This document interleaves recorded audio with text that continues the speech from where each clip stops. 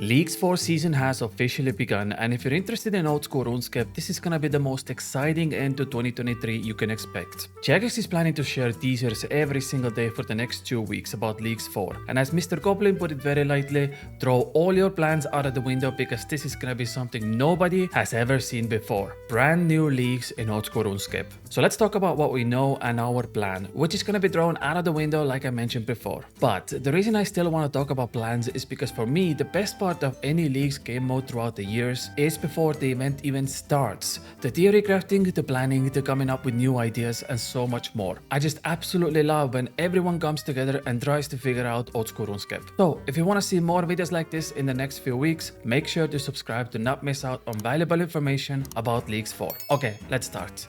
Firstly, just a few hours ago we got some brand new information, and today the fact is simple. Nobody wants to go dry during a temporary game mode, so everyone will have a 5x drop rate boost in Leagues 4. It starts off slow, and on day 1 you will have 2x drop rate and ramps up as you progress throughout leagues. This goes for raids, bosses, slayer, you name it. On top of that, we now officially know that clue scrolls for all players from the beginning are finally stackable, which is just amazing to hear, and we're gonna talk about clue scrolls later on in this video as well. Then we have mini game points, which start at normal rates but ramp up to ×8, which is absolutely insane. Imagine getting 64 best control points for a single game. You will have all 3 void sets after 1 hour of gameplay at worst. This minigame boost goes for Winter Dot, Temporos, Guardians of the Rift, Barbarian Assault, Tide Farm and all the others as well. It's safe to say minigames can actually be fun if the rates are ridiculous. And the final boost announcement today will be the Slayer point boost, which is gonna be 5 times more Slayer points per task at certain progress level. Also, all superiors are gonna be 4 times more common, meaning if you have 8 times better drop rates and 4 times better superior chance, it is very likely you're gonna see those imbued hearts and eternal gems, which are guaranteed to be league tasks. Okay, with that out of the way, let's get into more detail with the leaks and announcements we've seen so far. Next up, I want to show you something interesting. Since we're already talking about relics, let's also dive into the relic we saw yesterday, which was called Trickster. Now, there's already been some crazy plans that have been made with this relic, and I want to show you some of them.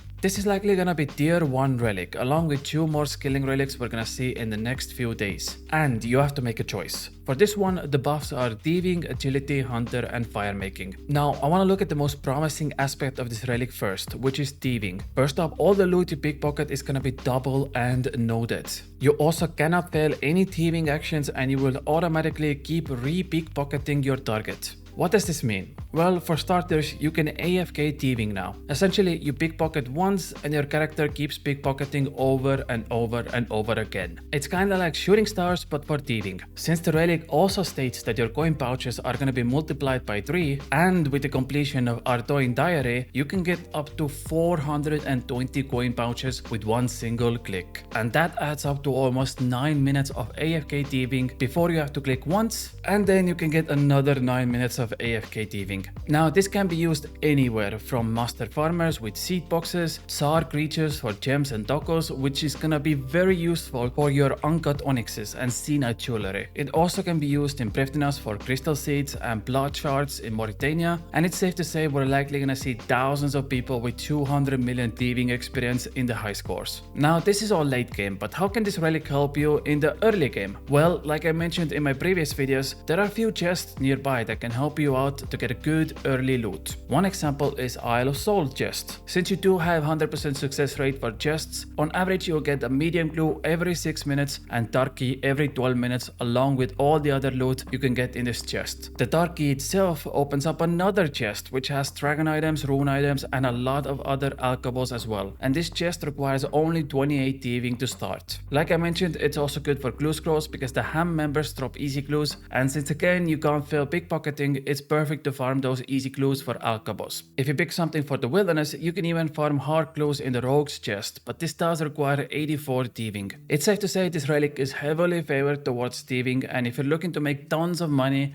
this can be one of the options. But it does have other uses as well. Like good example is Pura because implink jars don't break. And since you can't fail catching implinks with this relic, you can do something ridiculous like just spawn in a single implink spot and spam click over and over and over again to gain tons of loot. If you're also planning to catch chinchompas, box traps also don't fail. 100% success rate for your range training. Keep in mind this does only work in certain hunter aspects because Mod Arcane said that, for example, the Trickster relic doesn't work with herbivore. You can still fail with that hunter method, so keep that in mind. We even have things like 3x3 fires, which means you can light 9 logs with one action. Honestly, I can't wait to see what Lumbridge Castle looks like by the end of day 1 if everyone picks this relic. It's gonna be an absolute chaos. There's also talks with Jagex currently that maybe you can light 9 Wintertop branches with one fire, which would make the points in the minigame go through the roof. But these are just talks, hopefully it will happen. It would be nice to see you burn an entire inventory of branches in Winterdot in just few seconds. And finally, we have Sage's Boots, which give you agility experience by just running around the map. And I am not kidding, this is what you're gonna see on your screen a lot in the upcoming weeks.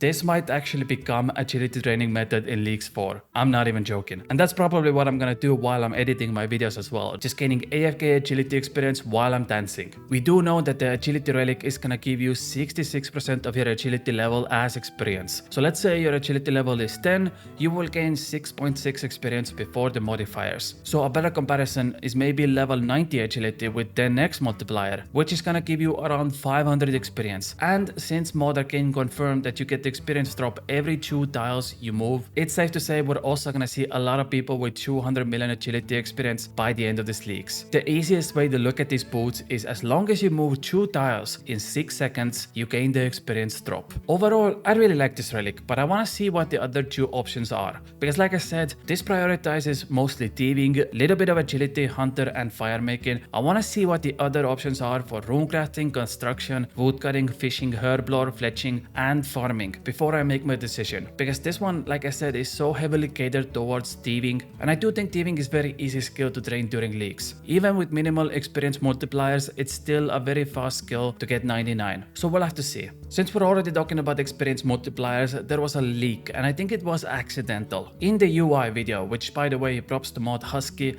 there is now a scalable UI that can be used while you're also skilling, so you don't have to do only one action at a time. But that's not what was leaked. Instead, we saw that in the video, the player is catching a lobster and the player gained 450 experience for that. Now this means that the first experience multiplier is very likely 5x, because we do know that raw lobster gives 90 experience in the normal game. The easiest prediction here is that we're gonna get 5x multiplier at the start and then 10x and then 15x multipliers later down the line. This video also showcased our first task list. We saw that most of the tasks looked very similar to the previous list and there wasn't that much of a difference. It is confirmed that we're gonna get hundreds of new tasks, so they're probably holding out the good ones for later on. Other than that, it was soft confirmed by Mod Arcane that you're gonna have to stick to one combat style this leagues, so prepare carefully for that. We also found out that tier 3 relics will not be combat focused, unlike in the original Trailblazer leagues. This can mean 2 things. Jagex wants us to focus more on skilling at the beginning of leagues, or the combat relic got pushed forward to tier 2, which means you're gonna unlock combat very early on into the leagues. And finally, unless we're getting completely bamboozled here, Mod Husky confirmed that there will not be 4th region unlock in these leagues, and that's that. This also means Seiya will not be available free for everyone. The reason for that is because leagues as a game mode is supposed to have restrictions, and these restrictions have to make you think hard and long before making your final decisions. And with 4 regions, those decisions become very easy. You can pretty much solve most of old school RuneScape with 4 regions, believe it or not. So Jagex is standing by 3 region rule and sticking to it. As always, more information will be showcased every day around 5 PM GMT time until league starts, and I promise I will be the first one to make videos on all the teasers and leaks. So make sure to subscribe if you want to see more information on that. But that's it from me. Thank you so much for watching this video, and I'll see you all tomorrow with another one. I love you all very much. Bye.